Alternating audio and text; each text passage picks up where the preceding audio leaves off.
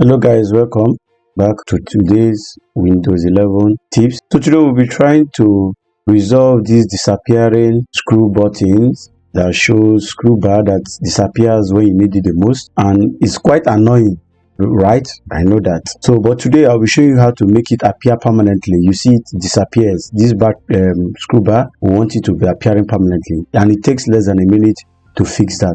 So how do you do that? And it actually helps, especially when you are working with a long list of documents, or let's say you're on the Microsoft Store and you are going through an app, you want to scroll down fast and you see that it's not appearing, it disappears. So it saves you time and also makes your navigation more easier. So how do you do it? First up, you go to your start menu, click on settings, then you come over here to accessibility, select accessibility, then select visual effect. Over here you see always show screw bar. If you turn it on, it actually shows. So if we go to our start menu and go to our apps, you can see that it's always showing over here. You can see it's always showing over here. And if we go to our micro store, you can see that our screw bar is always showing over here.